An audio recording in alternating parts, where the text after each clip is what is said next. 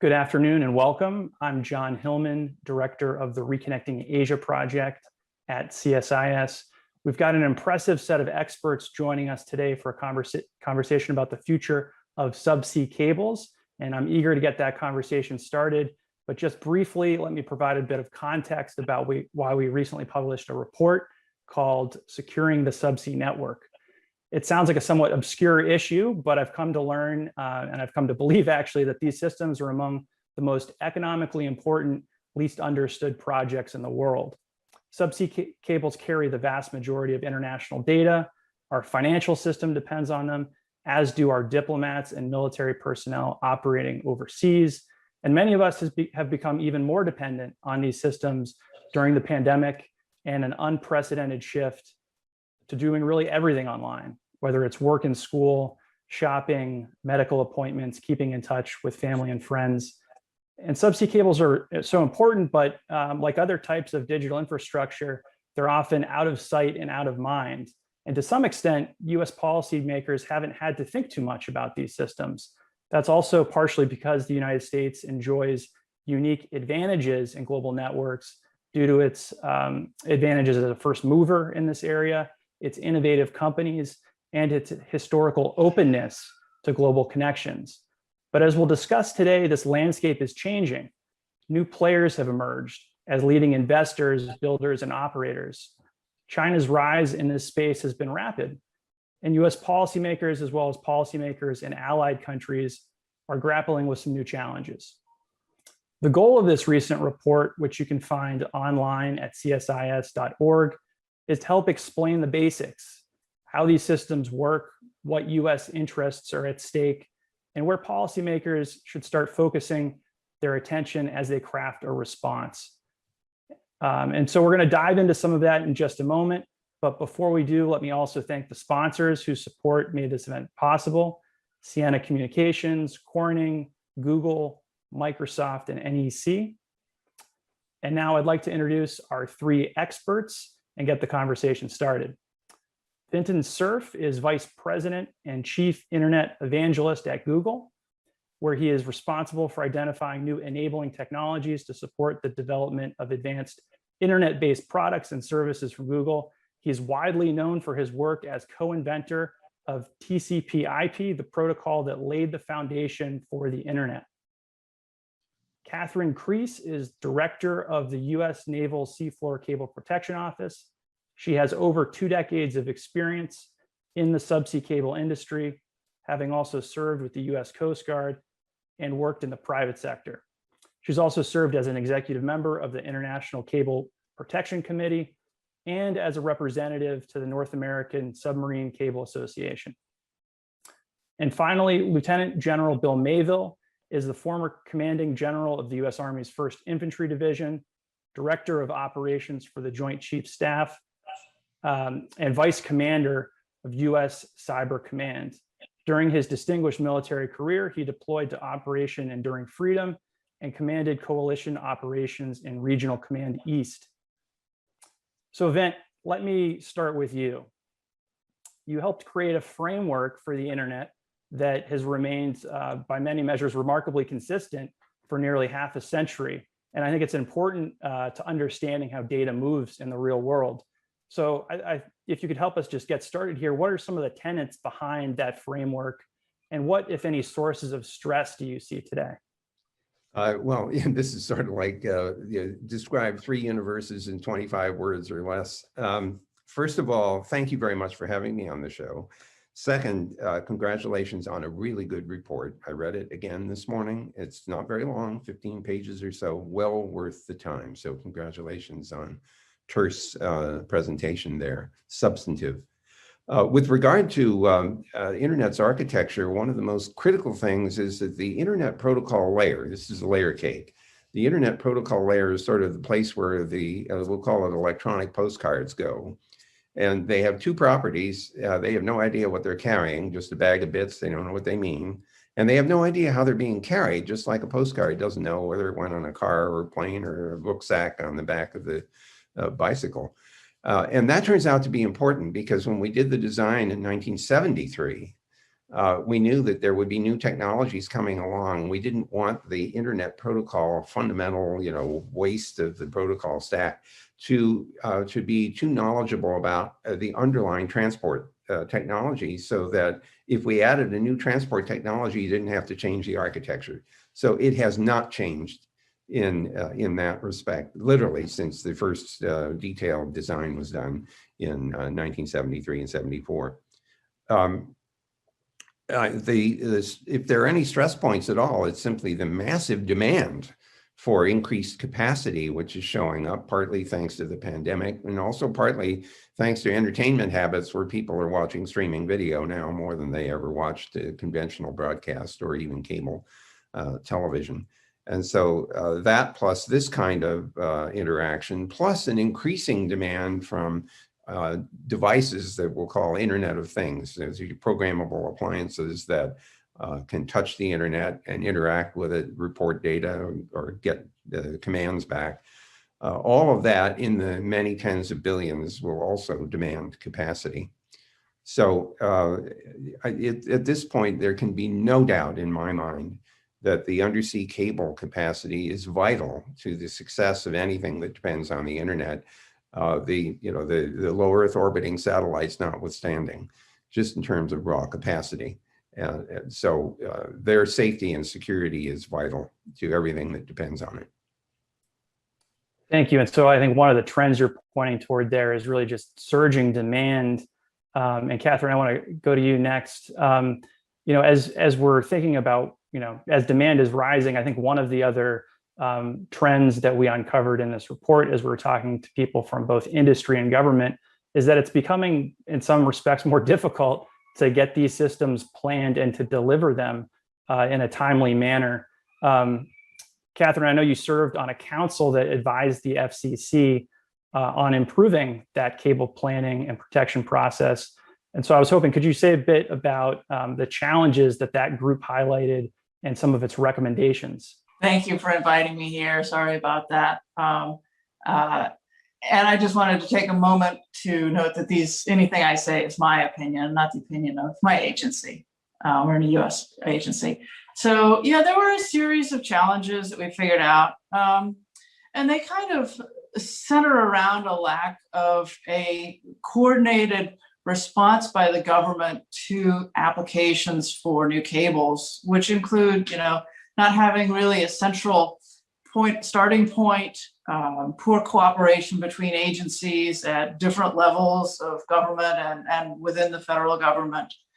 And while the federal government correctly categorizes submarine cables as critical infrastructure, the processes and regulations that determine the speed of deployment and the ability to operate and maintain these systems don't really reflect that importance.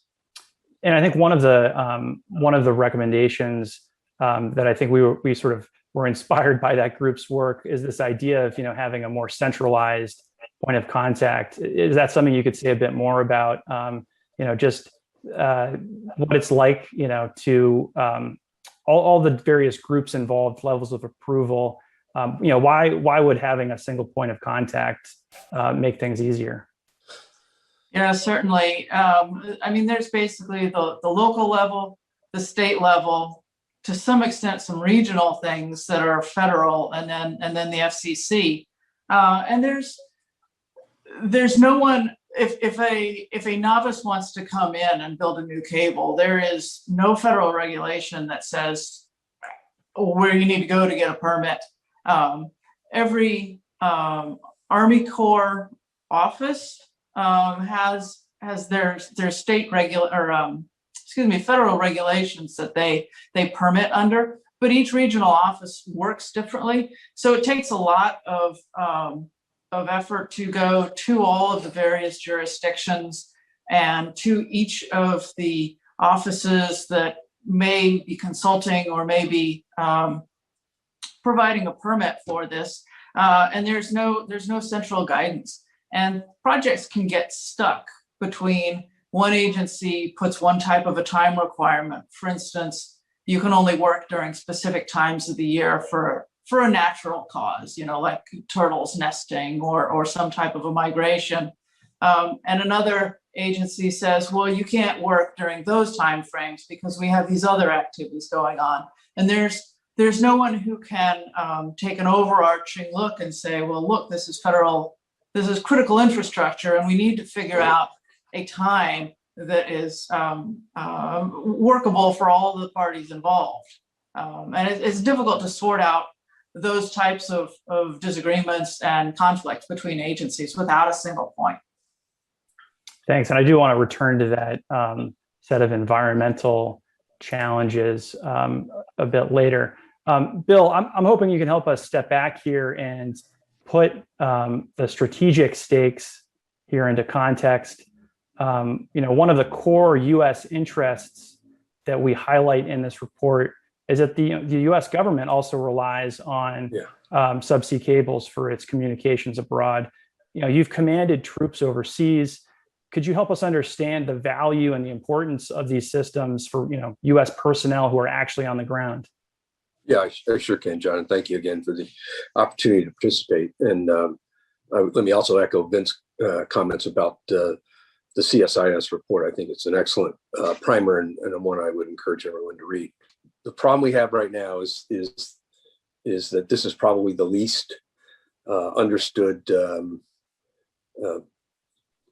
national security threat that I think is out there. I'm going to just kind of read through some of my notes here. Give me a second. 95%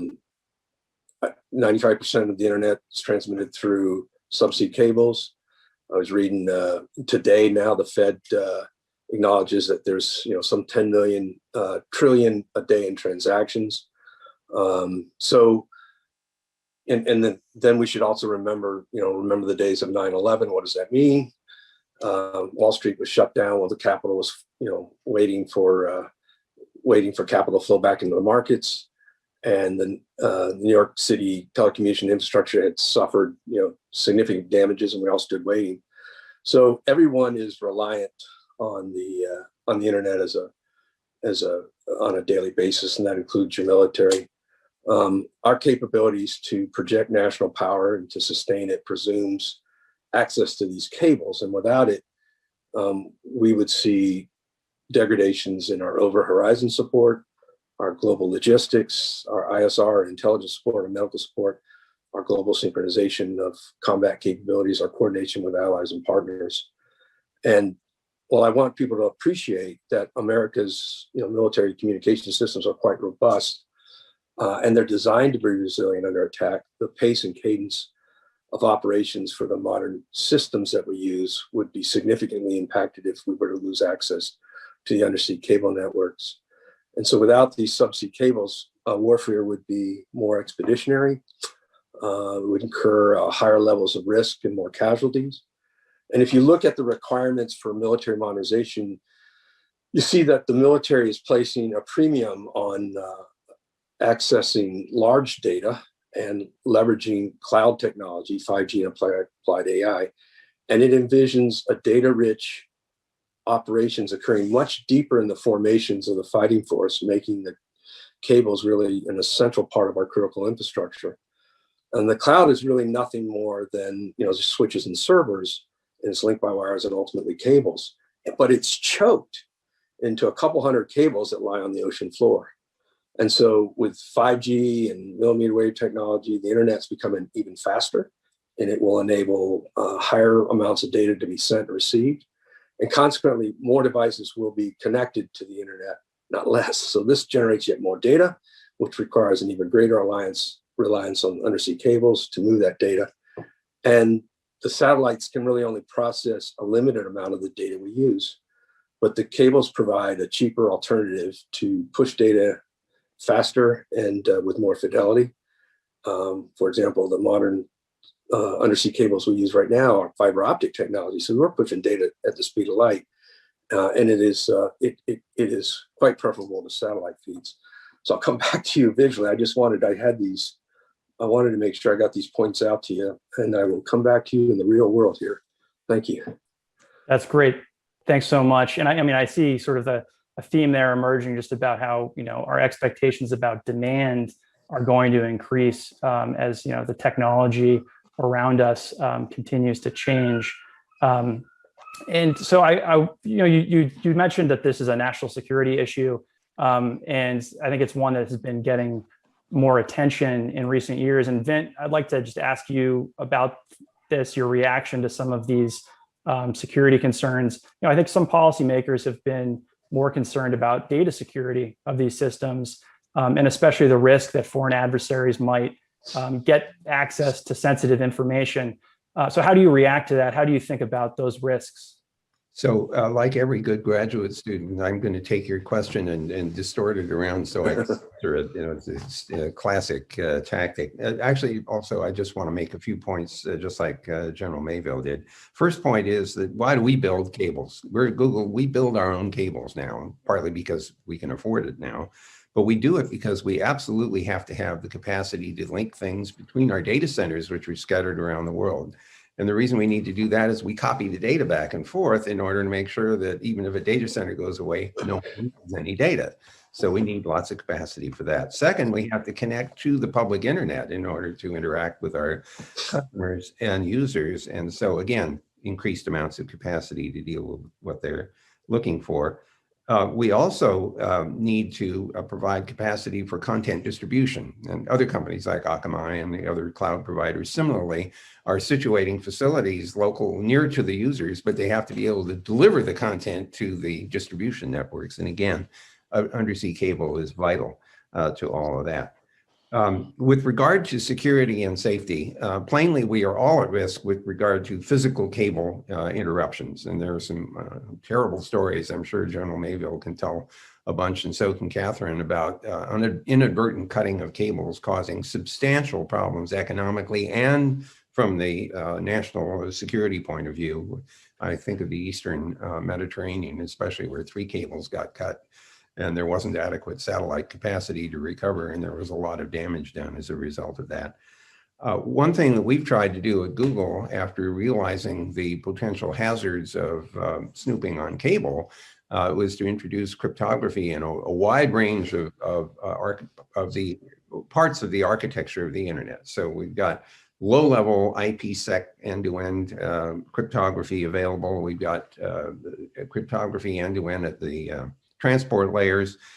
We have other new protocols like QUIC that introduce crypto for protection in transit. We encrypt data while it's at rest in our data centers. There are other elements of the system of the internet's architecture that depend very heavily on crypto, like the domain name system security techniques, or RPKI for routing security, two-factor authentication, which uses public key crypto. We've taken the view, frankly, that all networks, including our own, have been penetrated and are at risk, and therefore we make heavy use of cryptographic methods in order to protect the data, regardless of who has access to the photons that are flowing through the network. So we're heavy users of cryptography and redundancy in order to protect ourselves from loss. I do have to tell you one other thing. This is a bar bet. If somebody says to you, you can't double the speed of light, and you might say, well, actually, we almost can. And with optical fiber, as I think all of you know, the propagation rate of light through glass is less than it is through a vacuum.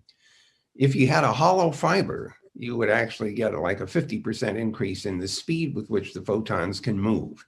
And so there is a group called AirGuide at the University of Southampton that is developing a technology for creating hollow fiber. And you transmit the data through the center of the fiber. And so you can almost win a bar bet on that one, because most people would say, well, of course you can't double the speed of light. It's physically impossible. So in case nobody gets anything else out of today's discussion, you got at least one bar bet. There you go. Catherine, I want to turn to you as we're talking about some of these threats that cables face. I think one of the surprising things to those of us who, at least, my initial knowledge of this was sort of from Hollywood movies, and in the sort of popular imagination, the threats to cables are sharks and submarines. The data on cable faults would suggest something different. Could you tell us a little bit about what are the common threats these cables face, and what, if any, sort of measures we should be considering to help reduce those threats? The sharks are the ones that get all the glory, but usually it's the guy with the clam dredge. So the majority of faults are really unintentional faults from anchoring, from fishing. There was a series of faults off of the coast of another country some years ago, and companies were able to determine through use of the automated identification system and some other techniques that these were small freighters that were actually dragging their anchors, and they didn't know they were dragging their anchors. Mhm. But it did a lot of damage and caused a lot of harm. And so the cable companies went to the ship owners, and the ship owners were like, sorry, well, we got no money. So then the cable owners went to the insurance companies. And with that, they were able to get some leverage, not to put the ships out of business and not to take the captain's livelihoods away, but to educate them on how to properly store their anchors so that they don't accidentally cause damage. So yeah, anchoring, fishing, and these sometimes can be reduced by ensuring that your cable is charted properly, and then these cable awareness campaigns that owners can undertake to take information to the fishermen and say, this is where our cable is, this is how you act when you're near it. And then sometimes the economic pressures through the ownership, through actually threats of recovering financial damages from one party or another. And then really a good way of preventing faults is proactively, before the cable is built, let the cable owners find the safest places to put their cables so they're not in as lower likelihood of getting damage from fishing and anchoring and new construction and these other causes. And so really you could say that one of the best means of cable protection is through this permitting and regulation of how the cable is designed. But this, tying back to what Vint was saying, this really does, though, make you take a balance of what is the risk from unintentional damage, which is where the vast majority of damage comes, or what is the risk from nefarious damage? Is somebody gonna, dig it up intentionally? And through the last 150 years of cable construction, it's been almost exclusively accidental damage, but there is still a balance that the government and regulators and cable owners, frankly, need to weigh each time. How much data do you publish, who do you publish it to, and how do you do that in a way that won't encourage someone to have a bad idea, nefarious action. So this is an issue that's also, it's been interesting to see that it's been getting more attention from U.S. allies as well. The United States for the last several years has been talking about wanting to cooperate with partners and allies and provide high quality infrastructure. And it's interesting that one of the few examples of the U.S. working with Australia and Japan is actually a subsea cable going to the Pacific island nation of Palau that's planned. So it's sort of I think an indication there that these governments are sort of in alignment on the importance of providing alternatives. And so, Bill, I wanted to ask you, again, thinking about, there's an economic dimension to this, but there's also a security dimension. With China's rise in this space as a provider of digital infrastructure, how important is it to be offering these alternatives to developing countries? I think it's very important. I mean, how comfortable are we having our access to internet depend on a neighbor we can't trust.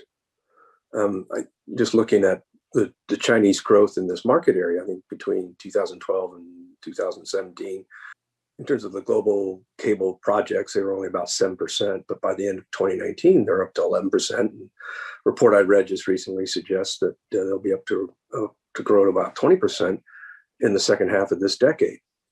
So the submarine or subsea communications market is growing.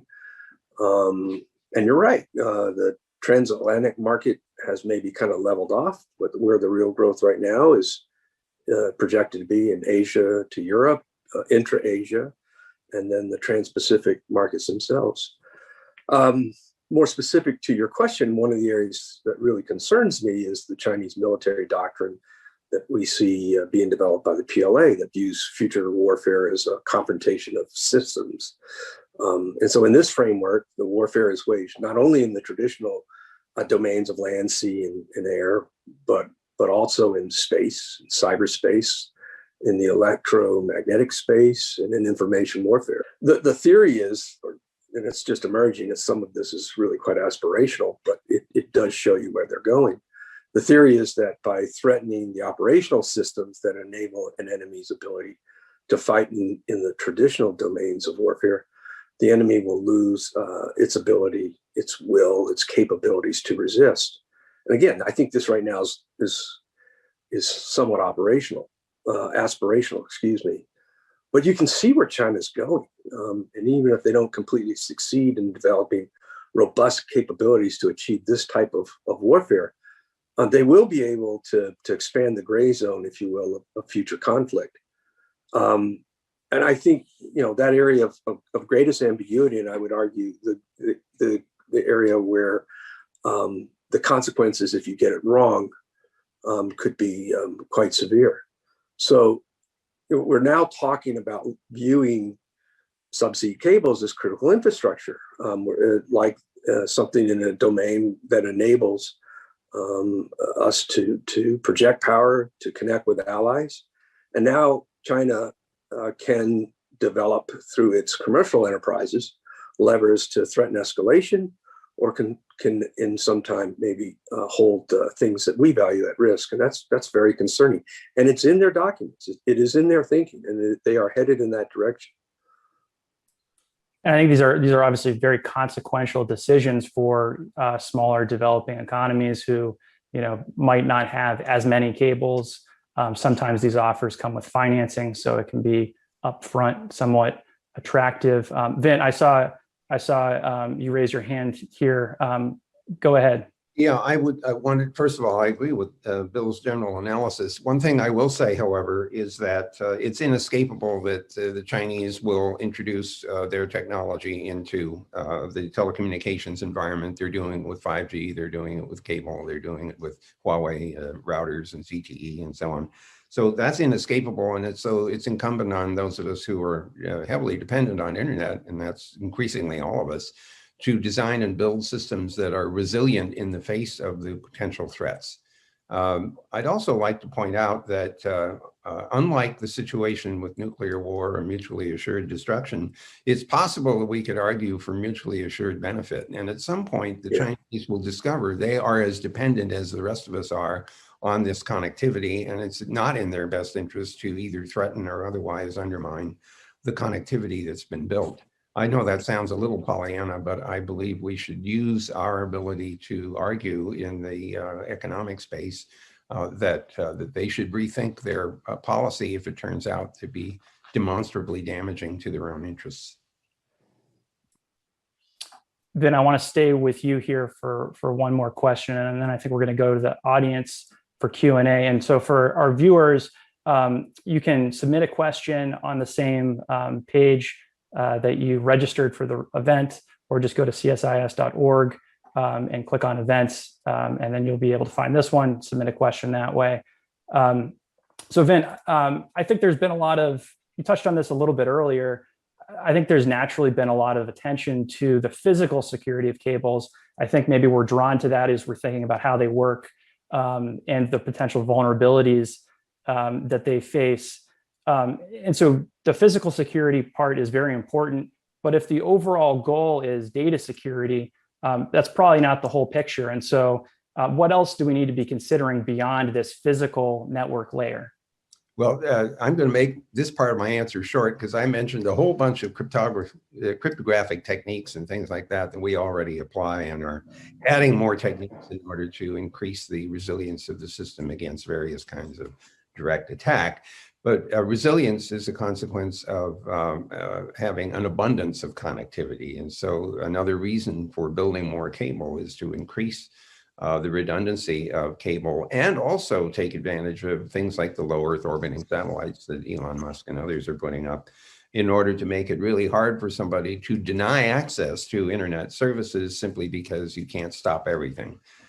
So I think the correct answer to the question is apply cryptographic methods, strong authentication and the like, and also increase redundancy in order to create a highly resilient system.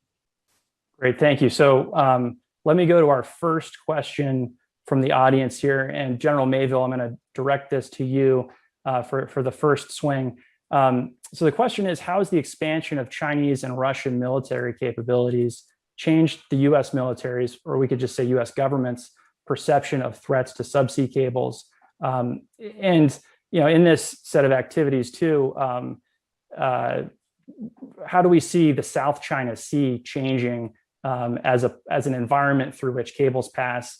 I think the implication being there, might we start to see cables going around that area? But how has the expansion of Chinese and Russian military capabilities affected our threat perception here? Well, I think today just recently, Secretary of Defense Lloyd Austin in testimony said that we now view China as the pacing threat. Russia is still a great power with tremendous capability, and we hold in check with our nuclear deterrence framework and as well as our alliance and participation in NATO. But I think the concern I see is a series of activities. So I see activity in space. We have seen already the use of surrogates in cyber, and it seems nothing checks that activity. So you see in two domains already, space and cyber, heavy participation, and you can see that what they're trying to do with that, why they would be there. If you've watched military operations over the last 2 or 3 decades, it is clear that what the joint force can do is project and sustain power off its coast, and it can do that at will.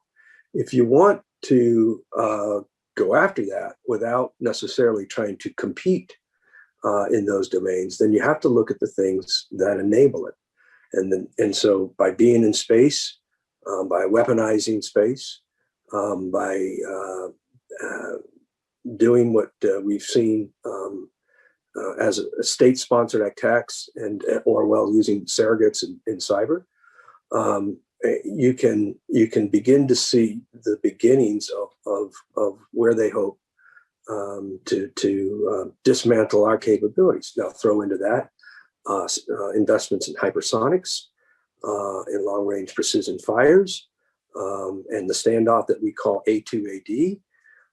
You see, specifically to your question, within China, within the 9-dash line of the South China Sea, the building of infrastructure so that they can dominate that, and it's a submarine basket that will push us further. It is an attempt to push us further away and make it much more difficult for us to get a foothold. The last thing that you want to see, if you're China, is our ability to seize a foothold into that area, because they know that they can't stop the joint force capabilities, and that's true. The same thing on the plains of Europe. You don't want to see American forces with NATO there, because you won't be able to undo that. So you can begin to see an attempt to push at bay our capabilities, through economic levers, remove the number of allies and partners, or express consequence if smaller countries in the region reach out and work with the United States or its allies, you can see the investment in standoff weapon systems, and now put on top of that investments to hold the subsea cables at risk. I'll conclude just with one thought, and it's a little bit of a gentle pushback to what Vince said, and that is this idea that somehow economic interdependence will create opportunities to find a way to work this out.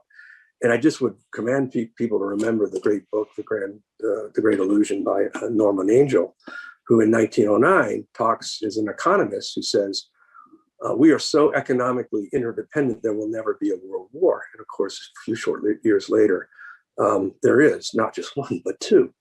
I don't think that level of interdependence is going to be enough to dissuade China. I think we need the presence of real capability, hard power, and leverage. And we need allies in the region, and we need to really look at how we secure or mitigate our vulnerabilities in these new domains, and basically take it away from China as a card they can play. Catherine, I want to go to you with this next question from the audience. So the question is, what role do you see for navies in protecting submarine cables? Well, in the case of the United States, there is a very clear legal separation between defense and law enforcement. And the defense does not do law enforcement. We're forbidden by law from doing that. So there's no involvement during peace. Other countries treat it very differently. Countries put naval shipriders on installation vessels and repairs to monitor activities. And they have they can range up to fairly significant oversight and law enforcement roles. Some countries have even, a country recently has even, said they're going to build a vessel to do oversight of their cables. But in the US, we don't do that.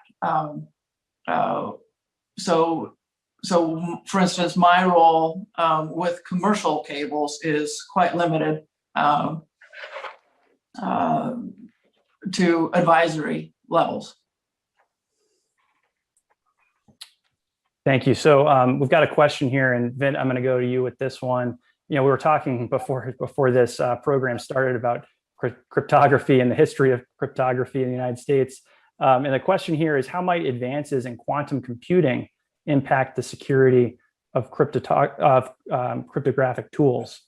So the good news is that the National Institutes of Standards and Technology, and of course the National Security Agency, are well along in dealing with this problem. The issue here has to do with quantum cryptography and the use of a particular algorithm to break existing cryptographic methods that rely on the analysis of the, what do I want to say? Damn, I forget, the word I'm looking for is just gone out of my head. Factorization. The factorization of the product of large primes is a hard mathematical problem. It turns out that quantum computing can break that pretty quickly. The good news is that 36 algorithms that are not subject to that weakness have already been presented to NIST. They've narrowed it down to at least 18, and I think it's going to come down to half of that this year. And so we're well on our way to new algorithms that are not subject to that weakness. On top of which, the existing quantum computing capability, including our own at Google, is not really ready to introduce any kind of crypto breaking capability. So the maturity of quantum is not yet a threat, and we're already ahead of the game when it comes to new algorithms. Great. Catherine, let me go back to you with this question. And General Mayville, welcome any thoughts that you have on this as well. So this is talking about building capacity for partner governments. I think primarily developing and emerging economies. What needs to be done to raise awareness of these security risks, and what should be done in terms of making sure that trusted systems are used? Is there a role there for the United States to play? I think a lot of the sort of recent U.S. government attention has been, frankly, focused on domestic steps and sort of screening of cable applications. But there's the other side of the cable, and there's, I think, a case here for, what should the government, U.S. government, State Department, for example, be doing to improve the foreign environment for these cables? Well, I can't speak for the State Department, but in my opinion, the things that they're currently doing, there's some level of risk sharing that they can do. If we know about particular nefarious activities, then it's important to let the people at that are regulating the other ends of the cables that connect us know of those same things.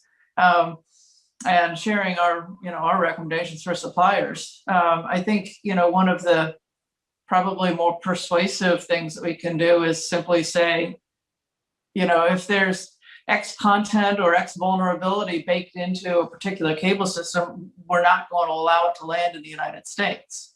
But I think probably diplomatically, there's a limit to how much intelligence can be shared, but there's a lot of information that I think exists below that limit that should be done by State Department. My understanding is they're taking actions there.